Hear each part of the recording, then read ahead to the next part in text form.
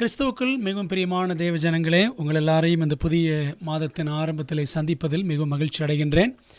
பரலோகத்தின் தேவன் நம்மை கடந்த 8 மாதங்களும் ஆசீர்வாதமாக வழிநடத்தி இந்த 9ஆம் மாதத்திலே நாம் அடியெடுத்து வைப்பதற்கு அனுகிரகம் செய்திருக்கிறார்.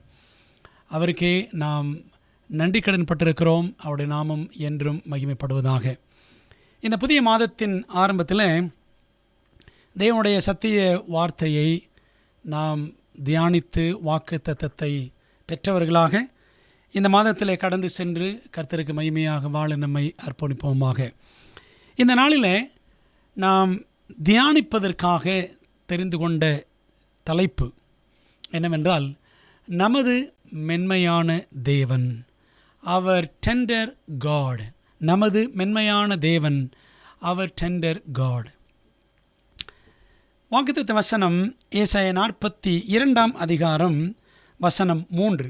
ஏசாயா 42ஆம் அதிகாரம் வசனம் 3. அவர் நெரிந்த நாணலை முறியாமலும் மங்கி எரிகிற திரியை அணையாமலும் நியாயத்தை உண்மையாக வெளிப்படுத்துவார். திரும்ப வாசிக்கிறேன்.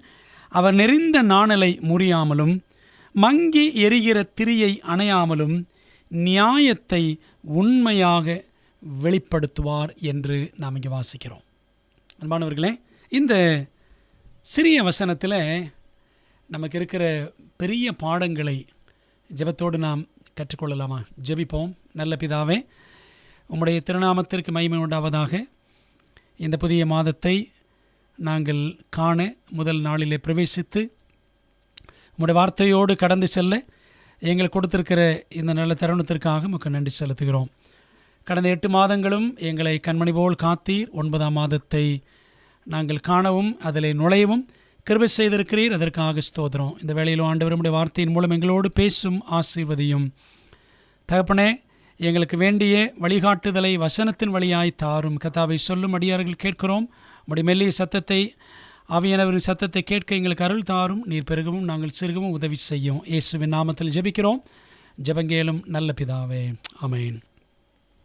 அன்பானவர்களே, ஏசாயா புத்தகம் பாடல்கள் நிறைந்த புத்தகம். உதாரணமாக ஏசாயா 53ஆம் அதிகாரம் இருக்கிறதே.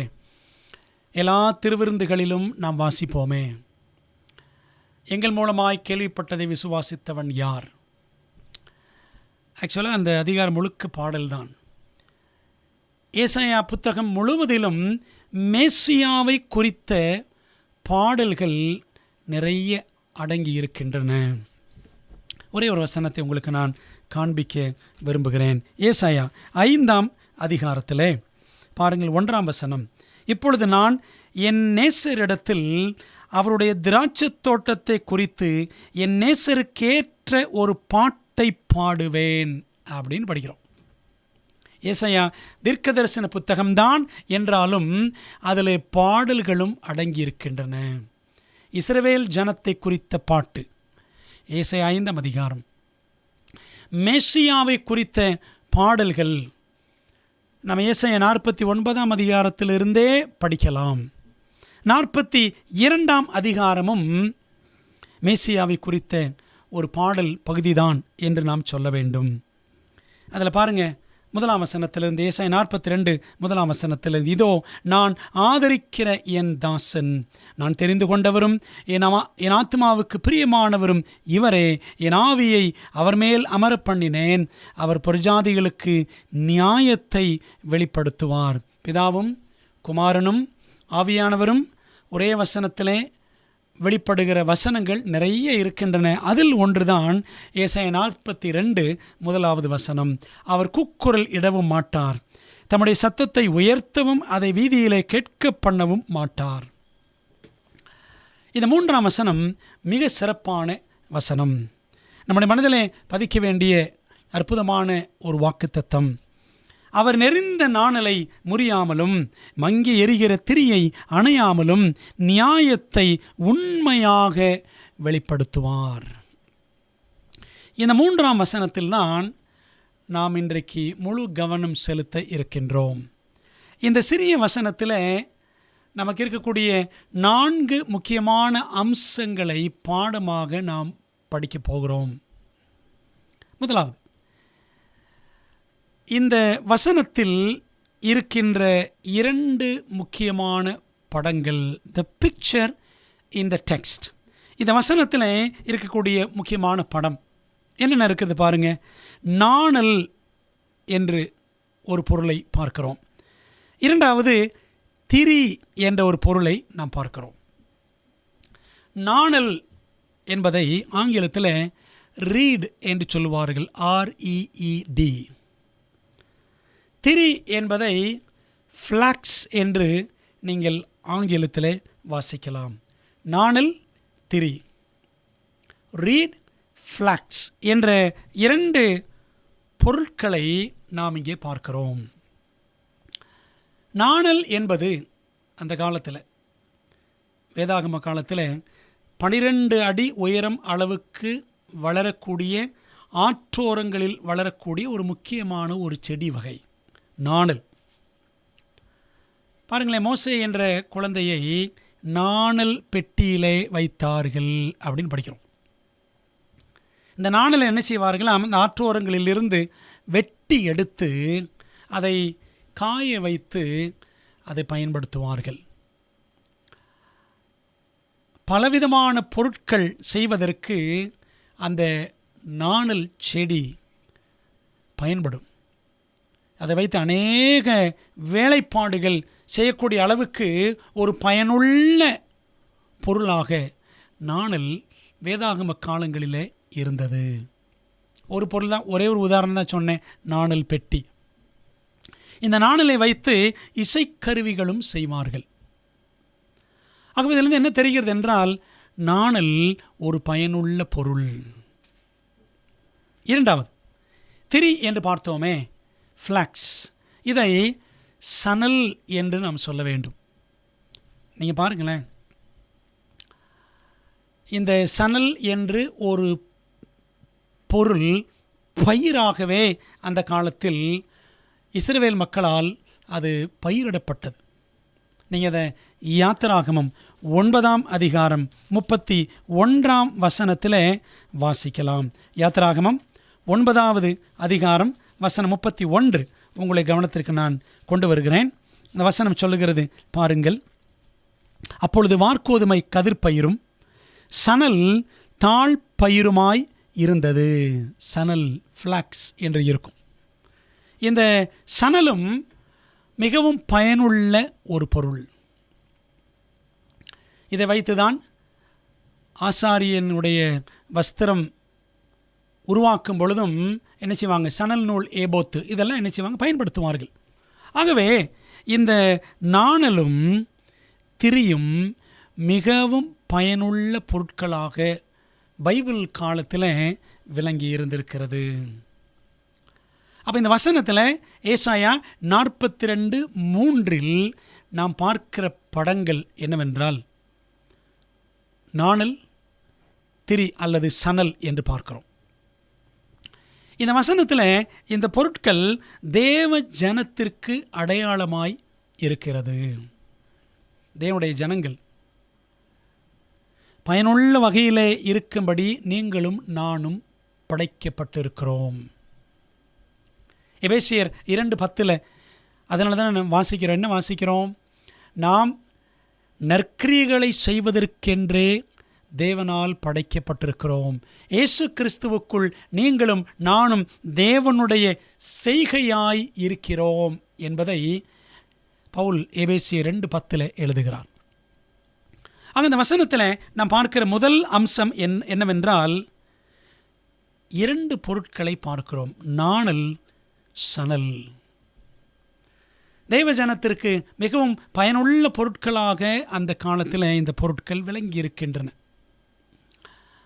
அன்பானவர்களே, இந்த உலகத்தில், இந்த காலத்தில் நீங்களும் நானும் தேவனுக்கு பயன்படும் வகையில் பரலோகம் நம்மை படைத்திருக்கிறது.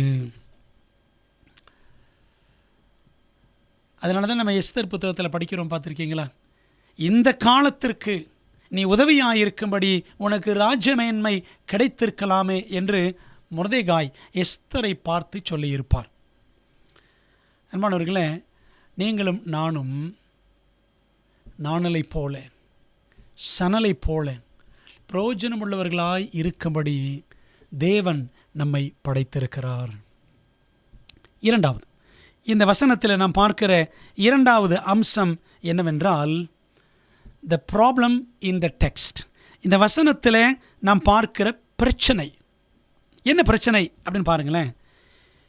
இந்த நாணல் நெறிந்திருக்கிறது,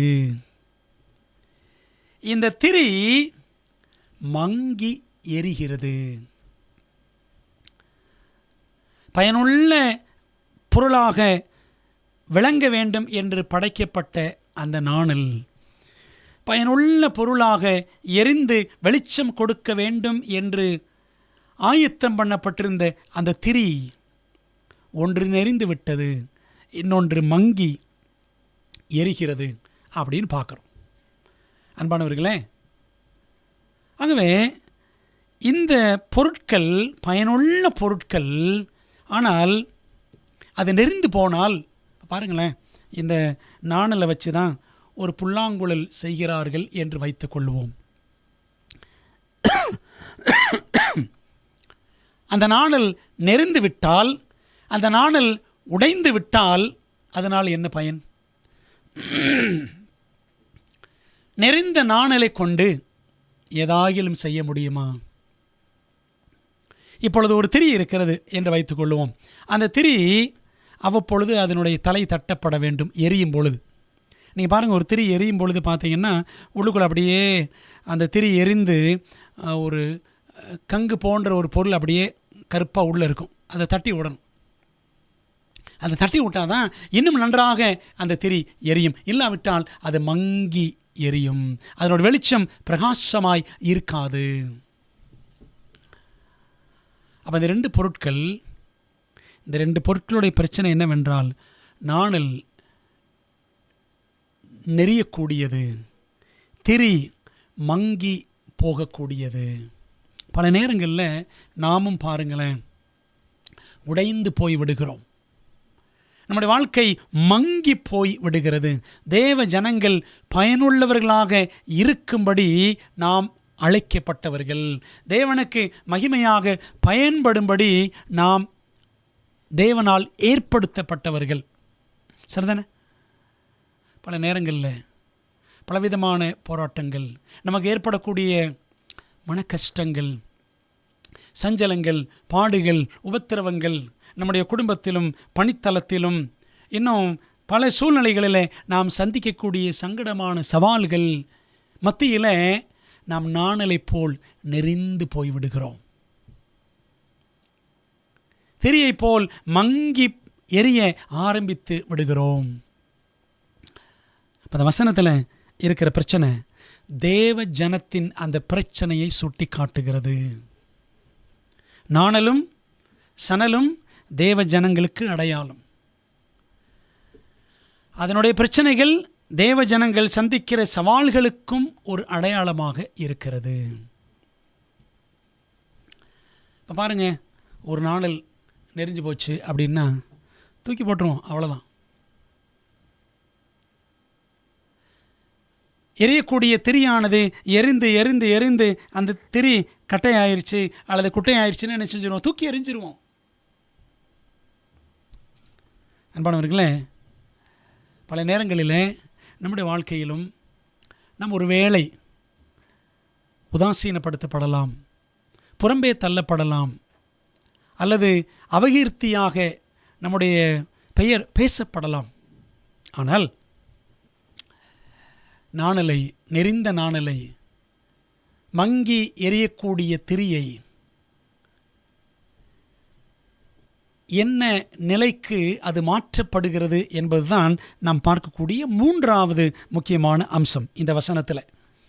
ஏசாயா 42:3 பாருங்க, வசனம் 3, அவர் நெறிந்த நாணலை முறியாமலும் மங்கி எரிகிற திரியை அணையாமலும் அப்படின்னு பார்க்குறோம்.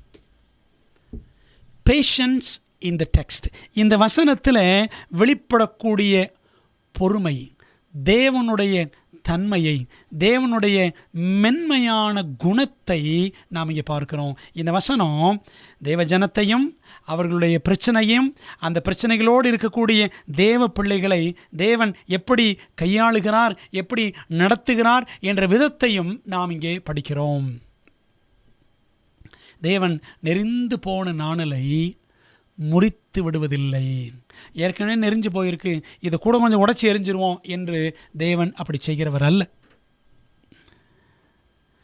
திரி மங்கி எரிகிறது, அதை அணைத்து விடுவோம் என்று அது மங்கி எரிகிற நிலையிலும் இன்னும் அதை ஒன்றுமில்லாமல் ஆக்கி விடுகிறவர் நம்முடைய தேவன் அல்ல. வேதாமத்தில் பாருங்கள், மத்தேயு 9ஆம் அதிகாரம் 9ஆம் வசனத்தில் ஒரு மனிதன் இருந்தான்.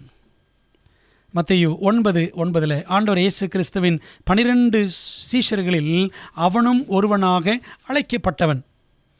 இயேசு அவிடமிட்டு புறப்பட்டு போகையில் ஆயத்துறையில், டாக்ஸ் ஆஃபீஸில் உட்கார்ந்திருந்த மத்தேயு என்னும் ஒரு மனுஷனை கண்டு, எனக்கு பின் சென்று வா என்றார். அவன் எழுந்து அவருக்கு பின் சென்றான். டாக்ஸ் கலெக்ஷன் ஆயக்காரனாக வேலை செய்தவன் இந்த லேவி மத்தேயு, லீவாய் மேத்யூ என்று ஒரு மனிதன். இந்த ஆயக்காரர்களுக்கு அந்த காலத்தில் மதிப்பே கிடையாது, பைபிள் காலத்தில். ஏனென்றால் அவர்கள் ரோம அரசாங்கத்திற்காக வேலை செய்தவர்கள். யூதர்களும் அப்படி வேலை செஞ்சாங்க அந்த காலத்தில். அப்படி வேலை செய்தவர்கள் அதிகப்படியாக, நாளத்தனையாக, கூடுதலாகவே அவர்கள் வரிப்பணம் பெற்று கொஞ்சம் பணத்தை இவர்கள் அபகரித்து கொண்டு, இப்போ 40 ரூபா வாங்குறாங்க வச்சுக்கோங்களேன், 10 ரூபா தான் வரியாக கட்டிட்டு 30 ரூபா இவங்க எடுத்துக்குவாங்க. ஆகவே மக்கள் மத்தியில் இந்த ஆயக்காரர்களுக்கு மதிப்பே இல்லை அந்த நாட்களில், பைபிள் காலத்தில். இந்த மத்தேயு என்று பார்த்தோம். அதுபோல் லூக்கா 19ஆம் அதிகாரத்தில் இன்னொரு மனிதன் சகேயு, ஜாக்கியஸ். அவனையும் நம்ம என்ன சொல்லலான்னு பார்த்தீங்கன்னா, இந்த நெறிந்த நாணல் அப்படி தான் சொல்லலாம். இன்னும் அதே போல் சிலுவையிலே தொங்கின அந்த 2 கல்லர்களிலே ஒரு கல்லன் உடைந்த நிலையிலே நெறிந்த நாணல் போல அவன் தொங்கிக் கொண்டிருந்தான். பாருங்கள், இப்படிப்பட்ட நபர்கள் எல்லாம் ஆண்டவர் இயேசு கிறிஸ்து தள்ளிவிட்டாரா? இல்லை. யோவான் 6ஆம் அதிகாரம் 37ஆம் வசனத்தில் வாசிக்கிறோம், என்னிடத்திலே வருகிறவனை நான் புறம்பே தள்ளுவதில்லை என்று ஆண்டவர் இயேசு கிறிஸ்து சொல்லியிருக்கிறார். மத்தேயுவை தேடி சென்றார். ஆதாம் அவனும் நெறிந்த நாணல் போல் தேவனுடைய வார்த்தையை மீறிவிட்டோமே, கீழ்ப்படியாமல் போய்விட்டோமே, சாத்தானுக்கு செவி கொடுத்து தேவனுடைய மகிமையை இழந்து விட்டோமே என்று அவன் பயந்து ஒளிந்து கிடந்தான். பாருங்கள், ஆண்டவர் இயேசு கிறிஸ்து அந்த நெறிந்த நாணலை அப்படின்னு சபித்த அவனை ஆதாம் ஏவாளை தள்ளிவிடவில்லை, தேடி வந்தார். ஒருவேளை நீங்கள் நெறிந்த நாணல் போல பலவிதமான குடும்ப சவால்கள், நோய் நொடிகள் மத்தியில் நொடித்து போய் கிடக்கிறீர்களா? அன்பான தேவ பிள்ளைகளே, தேவன் நெறிந்த நாணலை அவர் முறிக்கிறவர் அல்ல. தேவனுடைய பொறுமை இந்த வசனத்தில், அவருடைய மென்மை தன்மை, அவருடைய டெண்டர் கேரக்டர், தேவனுடைய அந்த மென்மையான குணம் இந்த வசனத்தில் வெளிப்படுகிறது. நெறிந்த நாணலை அவர் முறிக்கிறவர் அல்ல. மேலும் மங்கி எரிகிற திரியை அவர் அணைக்கிறவரும் அல்ல. இந்த மங்கி எரிகிற திரி என்பதற்கு அடையாளமாக யாரை சொல்லலாம் அப்படின்னா, பழைய ஏற்பாட்டில் ஒரு நபர் யோனாவை எடுத்துக்கொள்ளுங்கள். இந்த யோனா ஆண்டவருக்காக நல்ல உற்சாகமாக இருந்த ஒரு மனிதன் தான். ஆண்டவர் போ அப்படின்னு சொன்னவொடனே போனார், ஆனால் வேறு டைரக்ஷனில் போயிட்டார். அவன் மீனின் வயிற்றுக்குள்ளே போன பொழுதும் 3 நாள் ராப்பகலாக ஊக்கமாக உபவாசத்தோடு அவன் ஜெபித்தான். ஆண்டவர் பிரசங்கம் பண்ண சொன்னார், நினிவே பட்டணத்திற்கு போய் பிரசங்கம் பண்ணினான். ஆனால் அவன் பண்ண பிரசங்கத்தின்படி இன்னும் 40 நாள் செல்லும், அதற்குள் நினிவே கவிழ்க்கப்பட்டு போம் என்று பிரசங்கம் பண்ணினான். பிரசங்கம் பண்ணிட்டு வெளியே போய் உட்காந்து பார்க்குறாரு. கரெக்டாக நான் சொன்ன மாதிரி இந்த நினிவே பட்டணம் எரிந்து சாம்பலாகிறதா, கவிழ்க்கப்படுகிறதா நான் பார்ப்பேன் அப்படின்னு உட்காந்துருந்தான். ஆனால் அவன் சொன்ன தீர்க்க தரிசனம் நிறைவேறவில்லை. ஆகவே ஜனங்கள் என்னை கள்ள தீர்க்கதரிசி, பொய் தீர்க்கதரிசி என்று நினைப்பார்கள் அல்லவா அப்படி சொல்லிட்டு அப்படியே ஸ்பிரிட் உடஞ்சி நொந்து போய் அந்த திரி மங்கி எரிகிறது போல உக்காந்துட்டான். பிரியமானவர்களே, இந்த யோனாவை தேவன் கைவிட்டு விட்டாரா? பைபிளில் பார்த்தீங்கன்னா ஏராளமான தீர்க்கதரிசிகள் மத்தியில் இந்த ஒரே ஒரு தீர்க்கதரிசி யோனா மட்டும்தான் ஃபாரின் ப்ராஃபட், அயல் நாட்டு தீர்க்கதரிசி அப்படின்னு சொல்லுவாங்க. மற்ற எல்லா தீர்க்கதரிசிகளும் இஸ்ரவேலுக்கும் யூதாவுக்கும் தீர்க்கதரிசிகளாக சென்றவர்கள். ஆனால் யோனா மட்டும்தான் புறஜாதி மக்களுக்கு, குறிப்பாக அந்த நினிவே பட்டணத்தாருக்கு தீர்க்கதரிசியாக சென்றான். He was a foreign prophet. He was the only prophet who went to a foreign nation அப்படின்னு சொல்லுவாங்க. மங்கி எறிகிற திரிதான் இந்த யோனா. ஆண்டவர் விட்டாரா? அந்த யோனா கிட்ட எவ்வளோ மென்மையாக தேவன் பேசினார், எவ்வளவு மென்மையாக இந்த யோனாவுக்கு ஆண்டவர் பாடம் கற்றுக் கொடுத்தார். அன்பான தேவ பிள்ளைகளே, இந்த யோனா 4ஆம் அதிகாரத்தை நீங்கள் படித்து பாருங்கள். ஆண்டவர் அழகாக இயற்கையின் வழியாக பாடம் கற்றுக் கொடுத்தார். வெயில் பயங்கரமாய் அடித்தது, அவனுக்கு ஒரு ஆமணக்கு செடி முளைத்தது ஒரே ராத்திரியில். அப்புறம் பார்த்தீங்கன்னா மறுபடியும் அடுத்த நாள் வெயில் அடித்த உடனே அது அப்படியே பட்டு போயிற்று. பூச்சி வந்து அரித்தது, கடைசியில் பட்டும் போயிடுச்சு. இவனுக்கு மிகவும் கோபம். ஆண்டவரே, நான் உயிரோடு இருக்கிறதை பார்க்கலாம், சாகிறது நலம் அப்படின்னு சொல்லிட்டு பார்த்தீங்கன்னா அப்படியே அவன் திரி மங்கி எரிகிறது. அப்போ ஆண்டு சொன்னார், அந்த வசனத்தை வாசிக்கிறேன். யோனா புத்தகத்தில் 4ஆவது அதிகாரம், யோனா 4ஆம் அதிகாரம் கடைசி வசனம் 10-11 வசனங்கள். அதற்கு கர்த்தர், நீ பிரயாசப்படாததும் நீ வளர்க்காததும் ஒரு ராத்திரியிலே முளைத்ததும் ஒரு ராத்திரியிலே அழிந்து போனதுமான ஆமணக்குக்காக பரிதபிக்கிறாயே.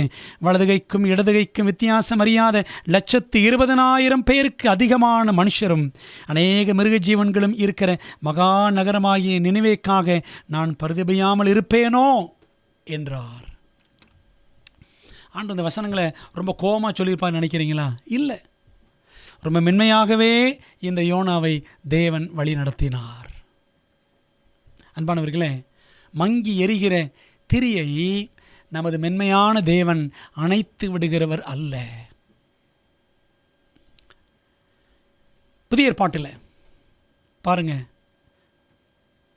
பழைய ஏற்பாட்டில் யோனாவை பார்த்தோம். அந்த யோனாவை ஆண்டவர் மென்மையாக நடத்தி அவன் செய்த ஊழியத்து நிமித்தம் அந்த பட்டணத்தை அழிக்காமல் அந்த பட்டணம் ரட்சிக்கப்படும்படி வழி நடத்தினார்.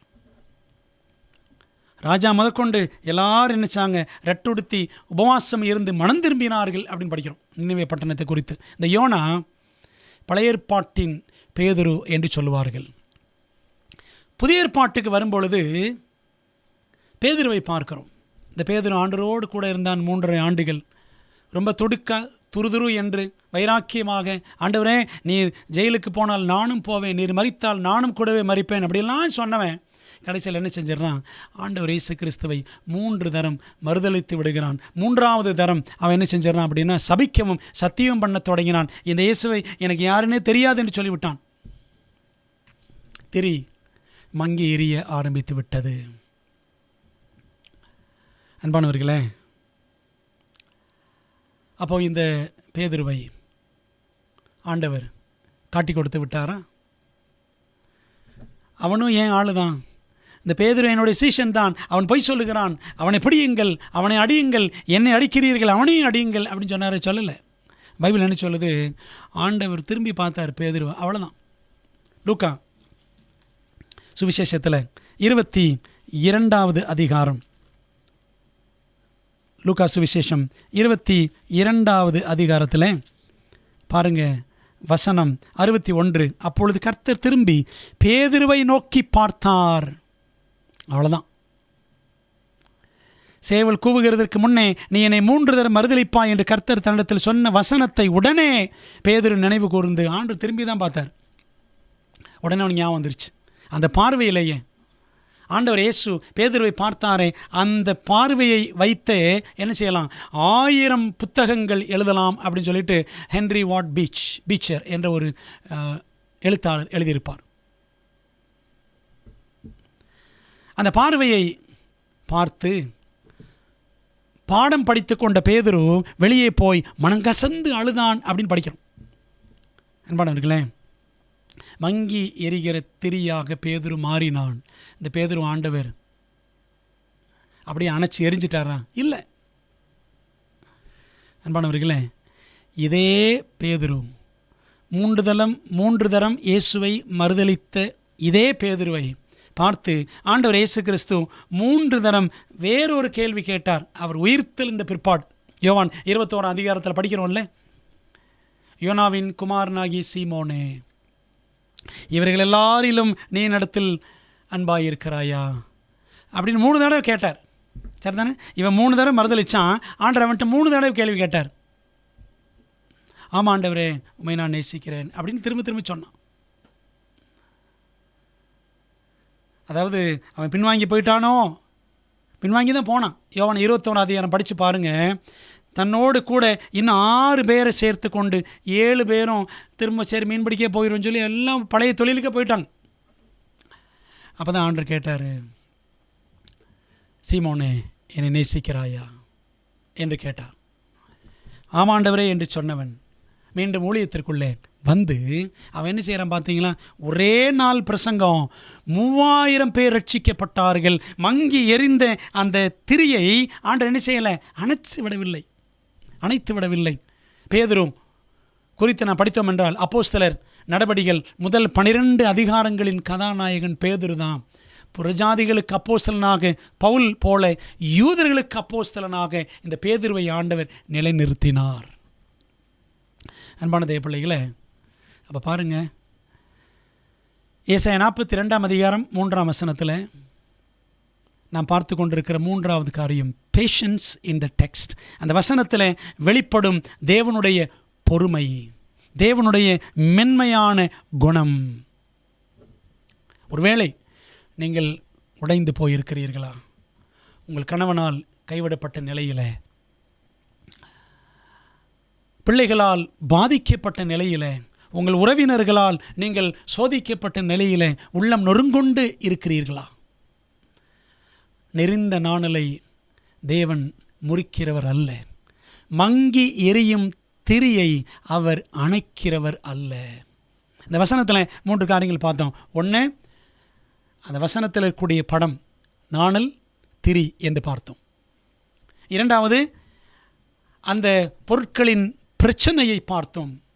ப்ராப்ளம், நாணல் நெறிந்து விட்டது, திரி மங்கி எரிகிறது. நாம் நம்முடைய வாழ்க்கையில் பல பிரச்சனைகளை சந்திக்கிறோம்.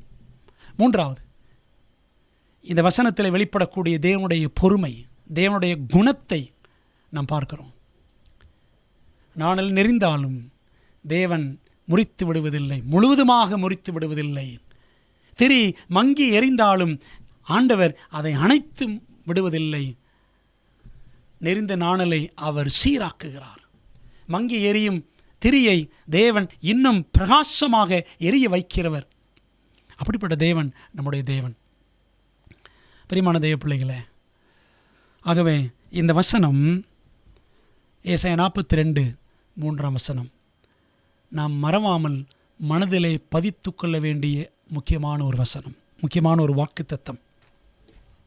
இந்த வசனத்தில் வெளிப்படக்கூடிய 4வது அம்சத்தை நாம் பார்க்கலாமா? த ப்ராமிஸ் இன் த டெக்ஸ்ட். அந்த வசனத்தில் வெளிப்படும் வாக்குத்தத்தம். ஏசாயா 42:3 திரும்ப வாசிக்குவான். அவர் நெறிந்த நாணலை முறியாமலும் மங்கி எரிகிற திரியை அணையாமலும். வாக்குத்தத்தம் என்ன? நியாயத்தை உண்மையாக வெளிப்படுத்துவார். நியாயத்தை உண்மையாக வெளிப்படுத்துவார் என்று நாம் இங்கே வாசிக்கிறோம். அந்த நெறிந்த நாணலை நிமிர்த்தி நிலைப்படுத்தி மங்கி எரியும் திரியை அணையாமல் அதை பிரகாசமாக எரியச் செய்து ஆண்டு நினைச்சு வாரான், நியாயத்தை உண்மையாக வெளிப்படுத்துவார். அன்பானவர்களே, யோனா பழைய ஏற்பாட்டின் பேதுரு, பேதுரு புதிய ஏற்பாட்டின் யோனா என்று சொல்வார்கள். 2 பேருமே பிரசங்கிமார்கள். இவர்களை ஆண்டவர் வல்லமையாக பின்னாட்களில் எடுத்து உபயோகித்தார். அதுக்கு ஒரு உதாரணம் தான் பேதுருவை பார்த்தோம். இந்த பேதுரு அவன் அவ்வளோதான் முடிஞ்சிருச்சு என்று ஒருவேளை அவனே நினைத்திருக்கலாம். ஆனால் தேவன் அவனை மீண்டுமாக நிலைநிறுத்தி தம்முடைய ஊழியத்தில் வல்லமையாக பயன்படுத்தினார். பாருங்களேன், இந்த பேதுருவை குறித்து நான் படித்தோம் அப்படின்னு சொன்னால், அப்போஸ்தலர் 12ஆம் அதிகாரத்தில் அவன் ஏரோது அரசனால் கைது செய்யப்பட்டான். பைபிளில் 4 ஏரோது இருக்கிறான், சரிங்களா? மகா ஏரோது இயேசுவை கொலை செய்ய வேண்டும் என்று திட்டமிட்டவன் மத்தேயு 2ஆம் அதிகாரத்தில் குழந்தையாக இருக்கும் பொழுது. மகா ஏரோது ஹெரோட் த கிரேட். 2வது ஏரோது யாருன்னா ஹெரோட் ஆன்டிபாஸ். ஏரோது அந்திப்பா யோவான் ஸ்நானனை சிறையில் இட்டு தலையை வெட்டினவன், சரிங்களா? அப்போஸ்தலர் 12ஆம் அதிகாரத்தில் நாம் பார்க்கிற ஏரோது ஹெரோட் அக்ரிப்பா 1. ஏரோது அக்ரிப்பா, ஏரோது 1ஆம் அக்ரிப்பான்னு சொல்லுவாங்க. இன்னொரு அக்ரிப்பா யார் அப்படின்னா, அதே அப்போஸ்தலர் நடபடிகள் புத்தகத்தில் நீங்கள் 26ஆம் அதிகாரத்தில் படிச்சிங்க சொன்னால் ஏரோது அக்ரிப்பா பெர்னிக்கேயால் அப்படின்னு படிக்கலாம், சரிங்களா? அதான் ஹெரோட் அக்ரிப்பா 2, ஏரோது 2ஆம் அக்ரிப்பா அப்படின்னு சொல்லுவாங்க. அன்பானவர்களே, அப்போ அப்போஸ்தலர் 12ஆம் அதிகாரத்தில் ஹெரோட் அக்ரிப்பா 1, 1ஆம் அக்ரிப்பா அங்கே நாம் பார்க்கிறோம். ஏரோது அவனால் கொலை செய்யப்பட்டவன் யாக்கோபு என்ற அப்போஸ்தலன். அடுத்து என்ன செய்கிறாங்க? பேதுருவை கைது செய்து சிறைச்சாலையில் அடைத்து வைத்திருந்தார்கள். 16 காவலாளிகள் சூழ காவல் செய்யப்பட்டவன் இந்த பேதுரு. பாருங்களேன், அவன் நல்லா தூங்கிட்டு இருந்தான். அப்போஸ்தலர் 12ஆம் அதிகாரம் அப்படித்தான் சொல்லுது. பேதுரு நன்றாக தூங்கி கொண்டிருந்தான். தேவதூதன் வானத்திலிருந்து இறங்கி வந்து அவனை விழாவில தட்டி எழுப்பி வெளியே அனுப்பினார். அந்த சமயத்தில் பார்த்தீங்கன்னா நல்லா தூங்கினாரே, எவ்வளவு தைரியம் அந்த பேதுரு இவ்வளவு நல்லா தூங்குறாரு அப்படின்னு பார்த்தா அவருக்கு தெரியும், அடுத்த நாள் காலையிலே ஏரோது தன்னை கொள்ளுவதற்கு திட்டமிட்டிருக்கிறான் என்று பேதுருவுக்கு தெரிந்தாலும் நல்லா தூங்கினார். யாருக்கு அப்படி தூக்கம் வருமா? நாளை காலையில் நீ சாக போகிறப்பன்னா தூக்கம் வருமா? தூக்கம் வராது. ஆனால் பேதுரு நன்றாக தூங்கினான். ஏன் தெரியுமா? அவனுக்கு நல்லா தெரியும், அடுத்த நாள் காலையில் நான் சாக மாட்டேன், தேவதூதன் வருவான் என்று அவனுக்கு தெரியாது. ஆனால் நான் சாக மாட்டேன் என்பது அவனுக்கு தெரியும். எப்படின்னு கேட்குறீங்களா? நான் சொன்னேன் அல்லவா, யோவான் 21ஆம் அதிகாரத்தில் என்னை நேசிக்கிறாயா, என்னை நேசிக்கிறாய் என்று ஆண்டவர் இயேசு கிறிஸ்து பேதுருவினிடத்தில் 3 முறை கேட்டார் அல்லவா? அதே அதிகாரத்தில் யோவான் 21:18, நீ இளவயதுள்ளவனாய் இருந்தபோது உன்னை நீயே அறை கட்டி கொண்டு உனக்கு இஷ்டமான இடங்களிலே நடந்து திரிந்தாய். நீ முதிர் வயது உள்ளவனாகும் போது உன் கைகளை நீட்டுவாய். வேறொருவன் உன் அறையை கட்டி உனக்கு இஷ்டமில்லாத இடத்துக்கு உன்னை கொண்டு போவான் என்று மெய்யாகவே மெய்யாகவே உனக்கு சொல்லுகிறேன் என்றார். அப்போ ஆண்டு சொல்லிட்டார், தீர்க்க தரிசனமாக இயேசு கிறிஸ்து பரமேறி செல்வதற்கு முன்பதாகவே பேதுருவிட்டு சொல்லிட்டாரு, நீ முதிர் வயதாகும் போது நீ மரிக்க நேரிடும். அப்போது ஏரோது அக்ரிப்பா 1ஆம் அக்ரிப்பா காலத்தில் பேதுரு சிறைச்சாலையில் இருந்த பொழுது அவருக்கு ஒன்றும் வயசாகலை, சரிங்களா? இன்னும் பேதுரு மரிப்பதற்கு கிட்டத்தட்ட ஒரு 15-20 ஆண்டுகள் இருந்தன, சரியா? ஆகவே இவருக்கு நல்லா தெரியும், நான் இப்போ இளவயதாக இருக்கிறேன், முதிர் வயதில் தான் மரிப்பேன். ஆகவே நாளை காலையில் விடிஞ்சா எனக்கு மரணம் யாக்கோபுக்கு வந்தது போல் வராதுன்னு இவருக்கு நல்லா தெரியும். அன்பான தேவ பிள்ளைகளே, பாருங்களேன், அந்த மங்கி எரிகிற திரியாக இருந்த பேதுருவை ஆண்டவர் அணைத்து விடாமல் அரவணைத்து கொண்டு மகிமையான ஊழியத்தை கொடுத்து யூதர்களுக்கு அப்போஸ்தலனாக்கி 1 பேதுரு 2 பேதுரு என்று நிருபங்களை எழுத வைத்து தேவதூதனால் அற்புதமாக விடுவிக்கப்பட்டு தேவன் வல்லமையான கருவியாக பயன்படுத்தினார். எந்த தேவதூதன் வந்து இறங்கி பேதுருவை விழாவில் தட்டி எழுப்பி விடுவித்தாரோ அதே தேவதூதன் பார்த்தீங்கன்னா எந்த பேதுருவை சிறைச்சாலையில் அடைத்து கொள்ள வேண்டும் என்று திட்டமிட்டிருந்தானோ அதே ஏரோதுவை அதே தேவதூதன் அடித்து அவன் புழுபுழுத்து சாகும்படி வல்லமையாய் கிரியை செய்தான். பிரியமான தேவப்பிள்ளைகளே, ஆண்டவர் பாருங்க, நியாயத்தை உண்மையாக வெளிப்படுத்துவார். இந்த பேதுருவை ஆண்டவர் விட்டுவிடவில்லை. இந்த பேதுருவுக்காக எவ்வளவு அற்புதங்கள், இந்த பேதுருவை கொண்டும் எவ்வளவு அற்புதங்கள் தேவன் செய்தார். அப்போஸ்தலர் நடபடிகள் 5ஆம் அதிகாரம் 15ஆம் வசனம் படிச்சிங்க அப்படின்னு சொன்னால் அற்புதமான வசனம் பாருங்கள். பிணியாளிகளை படுக்கைகளின் மேலும் கட்டில்களின் மேலும் கிடத்தி பேதுரு நடந்து போகையில் அவனுடைய நிழலாகிலும் அவர்களில் சிலர் மேல் படும்படிக்கு அவர்களை வெளியே வீதிகளில் கொண்டு வந்து வைத்தார்கள். பேதுரு நடந்து போவாராம். நடந்து போகும்பொழுது நிழல் பட்டு, பேதுருவின் நிழல் பட்டு எங்களுக்கு சுகமாகட்டும் என்று சொல்லி என்ன செய்வாங்களாம், பிணியாளிகளை கொண்டு படுக்கையில் அப்படி கட்டிலோடு கொண்டாந்து ரோட்டில் போட்டுருவாங்க. பேதுரு நடந்து போன நிழல் பட்டு சுகமாவான் என்ற விசுவாசத்தில். பார்த்தீங்களா, அந்த திரி மங்கி எரிந்தது. பேதுரு ஆண்டு விடலை. அவனுடைய நிழல் பட்டு சுகமடையட்டும் என்று அநேக பிணியாளிகள் அவனை தேடி வந்து தெருவிலே கிடக்கும் அளவுக்கு தேவன் அற்புதங்களை செய்தார். பிரியமான தேவப்பிள்ளைகளே, ஏசாயா 42:3 இருக்கிற அந்த வாக்கு தத்தத்தை நீங்கள் பார்த்தீர்களா? நியாயத்தை உண்மையாக வெளிப்படுத்துவார். ஒருவேளை இன்றைக்கு நீங்கள் நான் பயனற்ற நிலையில் இருக்கிறேனே, தேவனை நான் மறுதலித்து விட்டேனே, தேவனுக்கு பிடித்தமில்லாத ஒரு காரியத்தை செய்து விட்டேனே, என் வாழ்க்கையில் இப்படி ஆயிடுச்சே அப்படி ஆயிடுச்சே என்றெல்லாம் நீங்கள் ஒருவேளை உடைந்து நொந்து போய் ஒரு ஓரத்தில் மூலையில் கிடக்கிறீர்களா? இந்த நிலை என்று மாறும் என்ற ஒரு கலக்கத்தோடு இருக்கிறீர்களா? தேவன் என்னை ஆசீர்வதிப்பாரா மாட்டாரா என்று ஏங்கி தவிக்கிறீர்களா? ஏசாயா 42ஆம் அதிகாரம் 3ஆம் வசனம் உங்களுக்கும் எனக்கும் இயேசுவை விசுவாசிக்கிற எல்லாருக்கும் உரிய அற்புதமான வாக்கு தத்தம். எல்லாரும் சேர்ந்து வாசிப்போமா? ஏசாயா 42ஆம் அதிகாரம் 3ஆம் வசனம். அவர் நெறிந்த நாணலை முறியாமலும் மங்கி எரிகிற திரியை அணையாமலும் நியாயத்தை உண்மையாக வெளிப்படுத்துவார் என்று தேவன் வாக்கு கொடுத்திருக்கிறார்.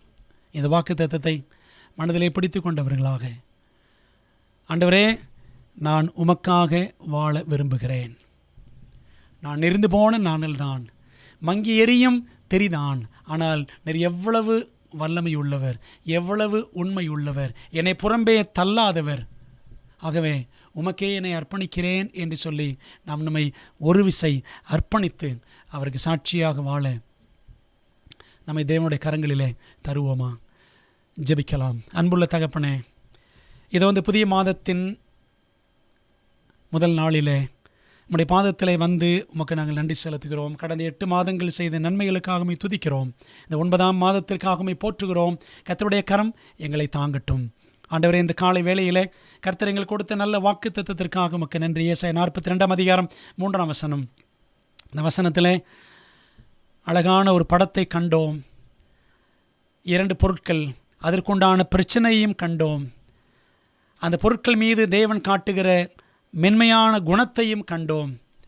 தேவ ஜனத்தை குறிக்கிற அந்த பொருட்கள் நாணல், சணல். ஆண்டவரே, நாங்கள் பயனற்று போனவர்கள் என்று நினைத்தாலும் எங்களை பயனுள்ளவர்களாக தேவன் மீண்டும் நிலைநிறுத்த வல்லவராய் இருக்கிறீர். நீர் வாக்குத்தத்தம் செய்திருக்கிறீர், நியாயத்தை உண்மையாக வெளிப்படுத்துவார். ஆமாம் ஆண்டவரே, ஒருவேளை எனக்கு நியாயம் கிடைக்கவில்லையே, எனக்கு கிடைக்க வேண்டிய ஆசீர்வாதங்கள் இன்னும் வரவில்லை என்று காத்திருக்கிற பிள்ளைகள் யாராவது இருப்பார்கள் என்றால் அவர்களுக்கு எல்லாருக்கும் ஆண்டவரே நீர் சொன்ன வசனத்தின்படி நியாயத்தை உண்மையாக வெளிப்படுத்தி தம்முடைய பிள்ளைகளை நீர் ஆசீர்வதிக்கும்படியாய் வேண்டுகிறோம். உன்னை வாளாக்காமல் தலையாக்குவேன், நீ கீழாகாமல் மேலாவாய், நீ ஆசீர்வாதமாய் இருப்பாய், சகல ஜனத்தை பார்க்கிலும் நீ ஆசீர்வதிக்கப்பட்டிருப்பாய் என்று சொன்ன ஆண்டவர், இது அந்த நாளிலிருந்து சத்தியத்தை கேட்கிற எல்லா பிள்ளைகளையும் ஆசீர்வதித்து இந்த மாதம் முழுவதும் வழிநடத்தும்படி வேண்டுகிறோம். எங்கள் ஜெபத்தை ஏற்றுக்கொள்ளும் கர்த்தாவே. உமக்கு உண்மையாய் நாங்கள் எப்பொழுதும் இருக்க உதவி செய்யும். எங்களை வழிநடத்தும். கரம் பிடித்து கண்மணி போல் காத்து ஆண்டவரே பரலோக கரை சேர எங்களை ஆயத்தப்படுத்தும். இயேசுவின் நாமத்தில் ஜெபிக்கிறோம் நல்ல பிதாவே, ஆமேன். நம்முடைய கர்த்தராக இருக்கிற இயேசு கிறிஸ்துவின் கிருபையும் பிதாவின் அன்பும் ஆவியானவரின் ஐக்கியமும் ஆசீர்வாதமும் தேவதூதர்களின் காவலும் வழிநடத்தலும் தேவ ஜனங்கள் யாவரோடும் இந்த புதிய மாதத்திலும் சதா காலங்களிலும் நிலைத்திருப்பதாக. ஆமேன்.